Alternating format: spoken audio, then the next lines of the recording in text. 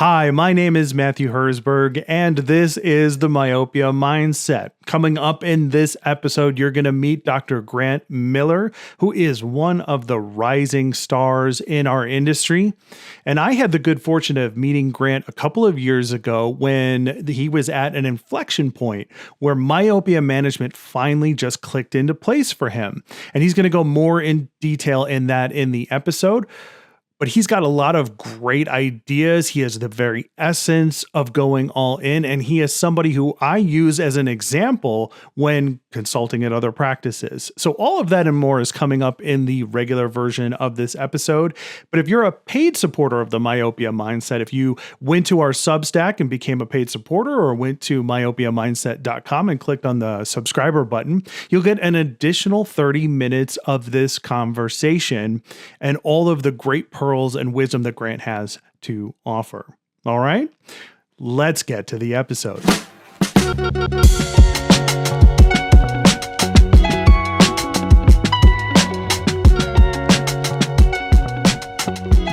All right, on this edition of the podcast, I have with me Dr. Grant Miller. He is an optometrist and myopia management specialist practicing in River Grove, Illinois.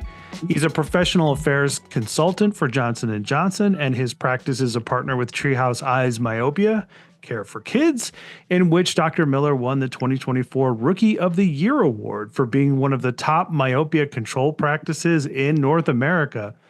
He's also appeared on WGN's national broadcast to talk about myopia management, and he is certainly a rising star in our industry. Dr. Grant Miller, welcome to the program.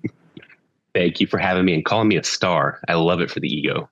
Yeah, you definitely are a rising star. Okay, so one of the top reasons why I wanted to have you on the podcast is because I use you as an example all the time.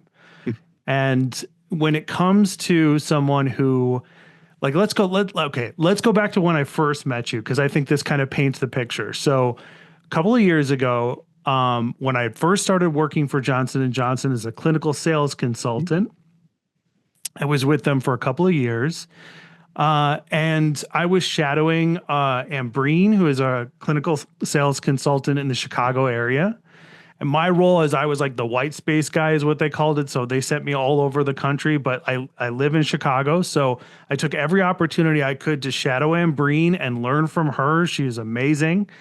And she brought me in on a lunch that she was hosting for you and your wife, who you guys practice together.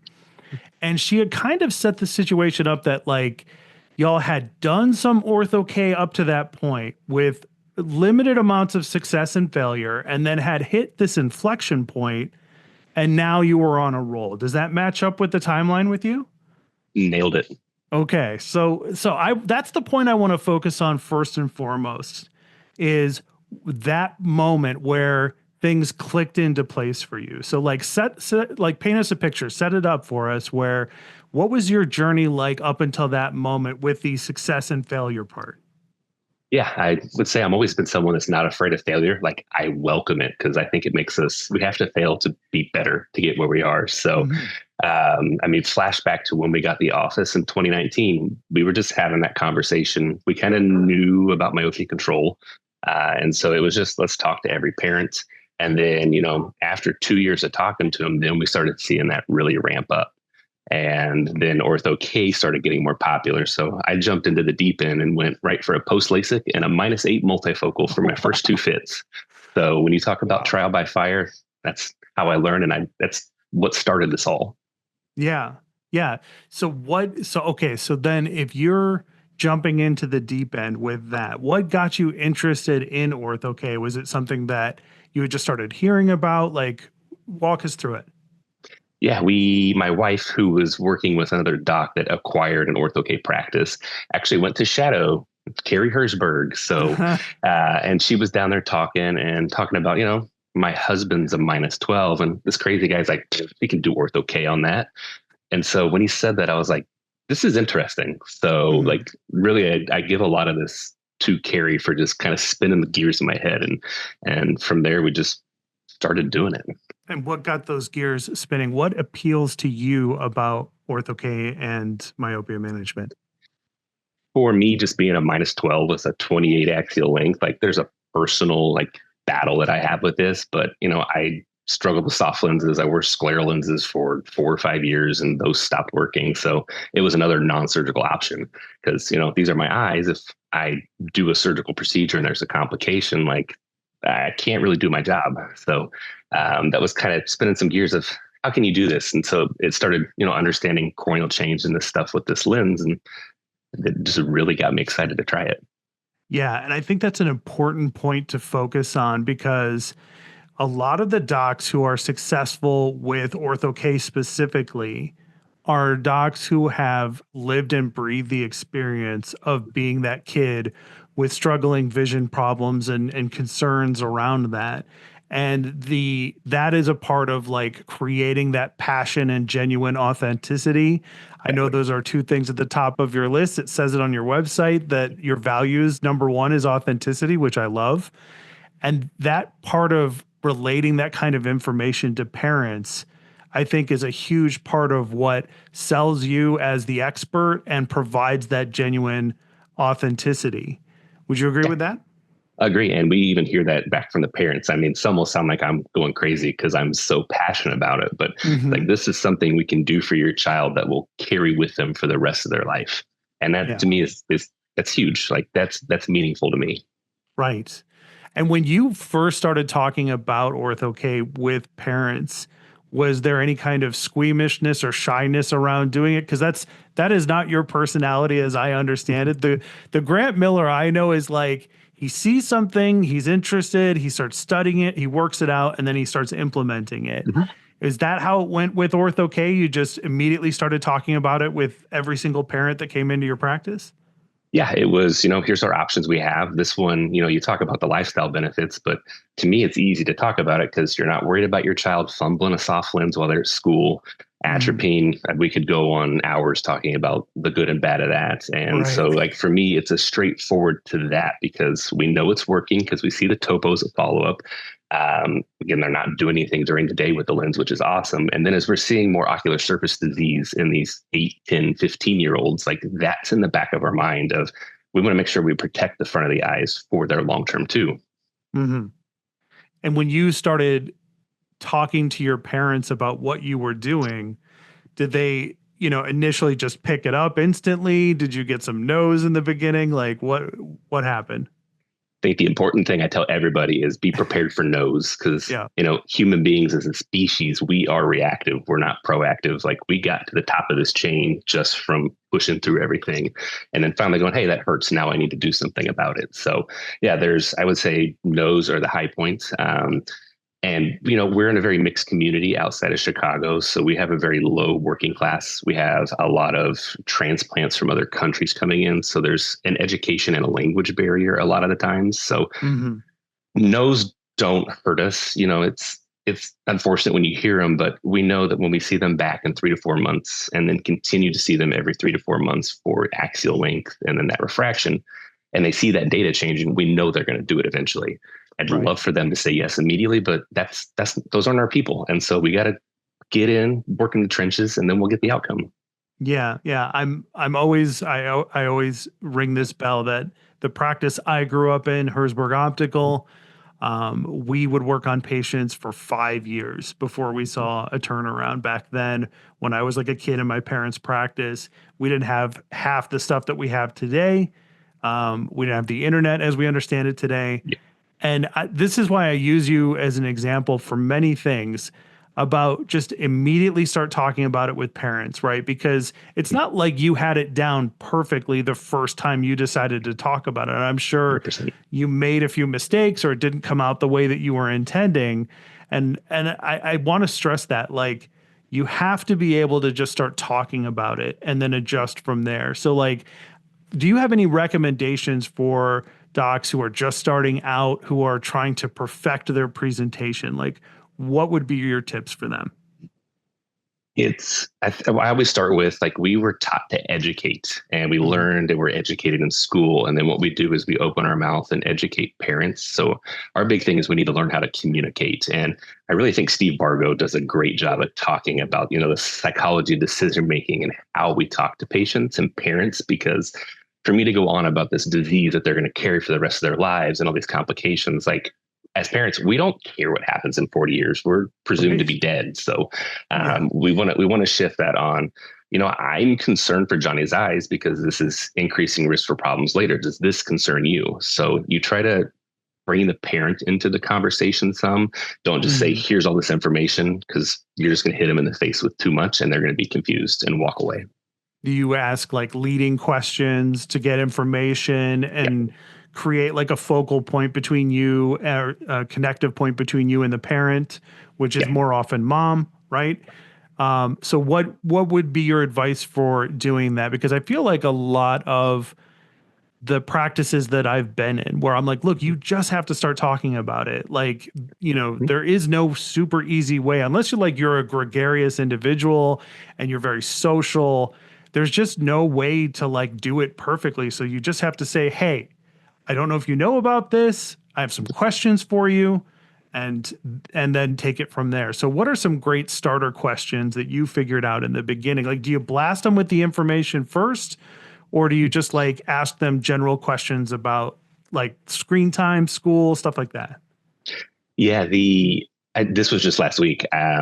We may touch on like getting staff involved, but like I bombed talking to a parent because we're not going to be perfect 24/7. And so I walked out of there going, what did I say? Like, why did I say it that way? And, you're juggling life. You got a sick toddler, a car drives through your building. Like, we're handling tons of stuff as practice owners and then even as associates. So you can't expect perfection, but, the staff was able to carry that one over. And so we built her to a spot where that's just a seamless process. Now, like your patients, how affluent your area, I think really puts you in a lane of how you can be, because you can read a patient and judge them from the start, but that's not the full story, because Medicaid is a huge patient base for us. And people go, you see Medicaid, but I'm like, if you can sell this in a manner to any parent, no matter the money, they will find a way to we have parents that advance their 401ks to pay for their kids' ortho-K. And so you kind of read the parents, you don't want to assume. And from there, I just react in the moment. So if I can tell the parents not super into the convo, or they've got a sibling next to them, like maybe I'd back off a little bit and give them a little bit and then say, hey, here's this intro. Let's see you guys back in 3 to 4 months so we can check some measurements again, and then kind of do some like drip marketing where we just kind of nudge this problem along. Right. And other people like will say, hey, he's a -6 and he's 7 years old. Like, we need to do something now. So I'll change my tone on those. Right. Yeah. There's a difference between like a 4 alarm situation where like you said, you got a -6 and you have to do something about it. You have to say something about it. You have to, convey the critical importance of what's happening. For a lot of other parents, like, and I think that some docs don't understand this because, you're in your practice, you see patients, they come to see you, but we have to put ourselves back in the headspace of the parent, right? Like they go to work, they pick up their kids from school. Maybe their kids have extracurriculars that day. Like, what am I going to do for dinner? It's the holidays. I don't want to talk to my mother-in-law, or whatever the case may be. And then all of a sudden their optometrist is like, hey, there's a myopia epidemic, or, there is an issue that I want to talk to you about. And there's a genetic component to it, or there could be a genetic component to it. And then there's all this, like, them in their headspace about it, and there's a lot of guilt associated with that, and they may not even be in the best position to hear it. So when you have a parent who you can sense that the conversation isn't going exactly the way that you want, what kind of C's do you start, putting in? Like you mentioned follow-up visits, like you measure for axial length, for instance. Like, talk about how that is a huge benefit to like re-entering that conversation again. Yeah, like I wanted to step back because you made a good comment there. It's like, when you're throwing all this information, like creating part of that system where you know how you're going to follow up everybody kind of helps pull back some of that need and that desire to force it down people's throats. So to us, the system is new kid. If they're pre-myopic refraction, if that axial length is suspicious, then they're automatically scheduled for a 3 to 4 month axial length visit. And they just come in, axial length, that's it. I'll follow up if I'm concerned. But then if we can tell those parents are interested, they do a virtual consultant through our Treehouse Eyes, which is a huge benefit to us. And then if you can tell that they're super sold, like, let's bring you guys back in a week. You're going to sit down with me. We're going to go through 20 minutes of just talking and opening this up. So because that system's there, like, I don't have to think as much and react as much, because I just say my 60-second mini consult of the problem, and then from there, call to action to return. Right. And when you have them back for the consultation, is that something that you charge for, or is that something that like you leave up to the situation in the moment? Because the reason why I'm asking is because there is this huge stigma around low income demographics. One of the greatest lessons I ever learned was from Glenda Alleman, who I'm definitely going to have on the podcast. You should. And she talks all about how you should not make this decision for the parent. Like, if the parent is low income, you should not be like, well, they can't pay for it, so I'm not going to offer it. She says you should offer it to them, let them decide whether it's something they are interested in doing or not. Don't discount them out of the conversation. So for the consult, like, how do you do that? And what are the particulars? Yeah, consults, we've never charged for them. Our patient base is always hard. If we're trying to tack on another $50 for something, like, they're going to turn away. So to us, it's one less conversation. When I started, I was probably doing 45-minute to hour-long consults, and now it's ironed down to 15 to 20 minutes. So, like, my chair time is very reduced. But to me, like, this is part of selling myopia control and myopia management. So I that's built into our program fees. So there's enough offset in that to where it can cover, if, we do 5 consults and I waste my time, then, a couple extra myopia programs offsets that time. Yeah. And I love that you said, mention time, because that is one of the other ways that I constantly refer back to you. Like, I can't tell you how many practices I've been in where we start going, like, I'm going to talk about INR. We start going over INR, and I'm like, you got to meet this Dr. Grant Miller, who this is one of the first stories you told me about, and I absolutely love it, and I share it every chance I can get. But and I'm going to let you tell it. But basically, the setup is Grant had a kid who just was not getting the INR down, and he sat for this kid for how many sessions was it in total? He's not my record, but it's 11. What is your record if that's not 14? Wow. Because I like, and the reason why I use this as an example is because these are successful cases, right? These kids eventually got it. They're in years 2 and 3 now of ortho-K. And it's like, to me, we're a small office, so it's part of what has to happen. I can't train a contact lens technician in this market. So for me to spend this time, the parents love the crap out of this, because they're like, hey, my doc's spending one-on-one time. But I was that nerdy, dorky kid that struggled in the beginning too. So you have to make it fun and enjoyable, because a lot of kids get turned out of contact lenses in general because you have some technician just being an a-hole that can't talk to kids, and then they're turned off of it. So yeah, with every kid, it's try, if we fail 20 minutes, come back a couple days, reset. And, from there, like, for him, he was our first ability case. And so we're this is going to be a train wreck. So I think by the 10th visit, we found out he's into YouTube. So what we did is, Mom, can we record him doing this? So we set this up as if he's streaming, putting on contacts. Oh, wow. And from there it clicked. So, like, that's what I think is unique to me, is because I'm creative and can find ways to do these things. But yeah, he's in year 3, and that week follow up, that mom goes, what the heck did you do to my child? Because he's this nerdy myopic kid. He's in a shell, and now he's a whole new human being. And to me, that's the fun win on this. At the end of the day. It's the small stuff. Like, it's not about the money, but it's like, this stuff's going to change this kid's life for the rest of his life. He'll forget about me, but like, that's big.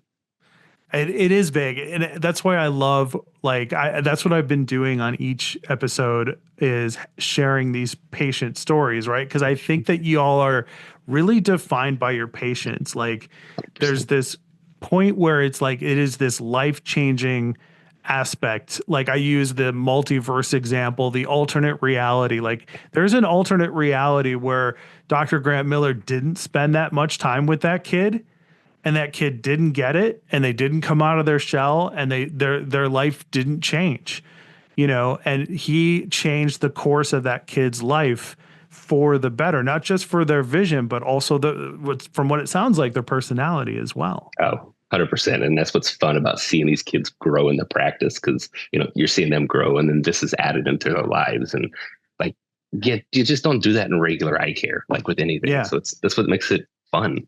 Yeah. And that's one way to differentiate yourself as a different eye doctor than what everybody else is seeing. I think this is something that a lot of new to myopia management docs struggle with. Is I say you have to position yourself as an expert in some way, shape, or form. And they're like, I just don't feel comfortable. I don't feel like I'm an expert. And it's like, okay, let's find out what you are comfortable with. Mm-hmm. You know what I mean? And you had mentioned that you made this process fun, because I have dealt with scenarios where I observe INR and I watch that the tech, like, or whoever, give up after like 2 or 3 tries. And I pull them aside and I say, hey, as soon as that kid sees that you're done, you're frustrated, like it's over. Like, and I think the importance of like having somebody who's really good with kids, you're great with kids. You are kind of like a kid yourself, which so many ortho K doctors are kind of like big kids, or they have that person in their practice that's super good with kids. So what are some of the other things that you do in general to make the INR experience fun? I always start off with just the beginning, like, what do you like to do for fun? And so when we're already disconnecting, they're going to poke their eye 14 times today. Mm-hmm. So you get a read, but then you find out that, hey, they're a baseball player, or, hey, I like to play the piano. And so you can start to tailor your training in certain aspects. And, some people get it. You don't even say a word and boom, that lens is on. But, Mm-hmm. that struggling baseball player, it's like, okay, pretend you're in the batter's box and I want you to pick up the seams on that ball. So with your ortho K lens, look at the edges, find out how it's rotating. And then I want you to just watch that go onto your eye. Or Justin Kwan taught me the keyboard one, because if you can press your keys on a keyboard with your finger, you can take a lens on your finger. And so there's ways to talk to them. And it's like with that patient, we pulled out a camera and recorded him. Like, that made it fun for him, but it made it familiar so he could do it. Yeah. And then obviously mom was super happy with you. And I know the story, but like, tell us, like, that generated referrals then for your practice, right? Like, this is what I say all the time. I just recorded an episode where I said, like, at Herzberg Optical, all of our external advertising back then didn't work. What worked was referrals. Our parents became like advocates for us, right? You obviously found the same thing, right?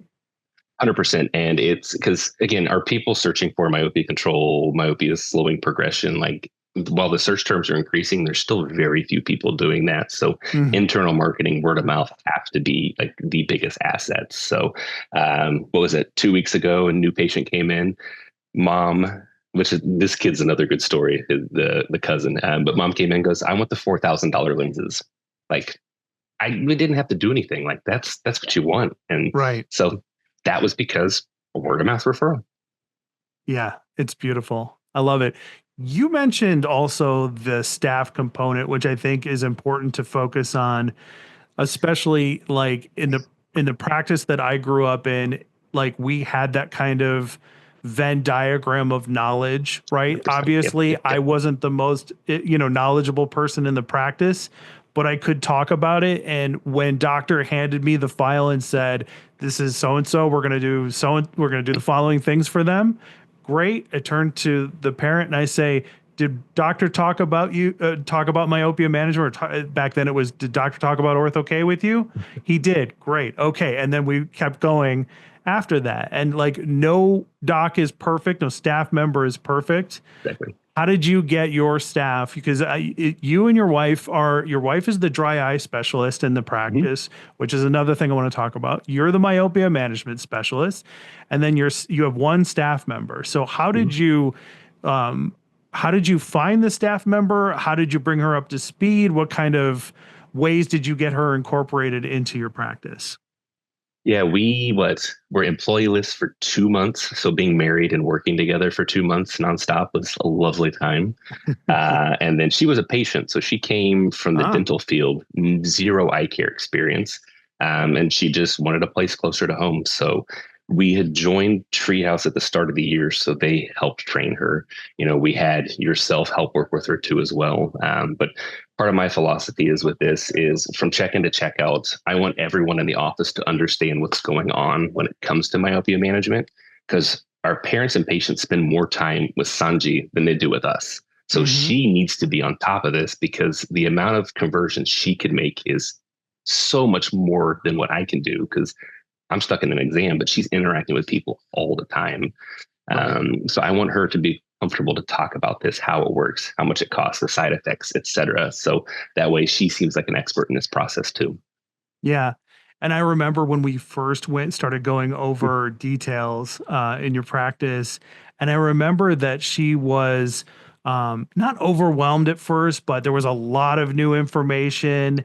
And we just talked through it a lot. And then when I came back like weeks later, she was like on top of her game. Like, what helped bridge the gap there for that? We've always done like every Monday we do an hour long meeting to start the week. So it's Mhm. hey, we have myopia. All right. Well, that's it for this regular version of my interview with Dr. Grant Miller. For our paid supporters, there's an additional 30 minutes to this discussion. And I know you're interested. You've made it this far. So why not consider becoming a paid supporter of the Myopia Mindset? If you go to our Substack or if you go to myopiamindset.com and click on the subscriber button, then you'll be able to get the extended version of this episode, the extended version of every episode we do, which more often than not is an additional 30 minutes. That's like a whole extra podcast each and every week. And speaking of extra podcasts, paid supporters get an entire bonus episode each and every month. So this episode with Grant Miller is all about his myopia mindset. The bonus episode for this month is Carrie Herzberg's myopia mindset, and there is so much to learn there. Carrie Herzberg is an absolute guru of our industry. There are so many orthokeratologists who have cited him as a direct inspiration. He's been a mentor to so many successful doctors in this space.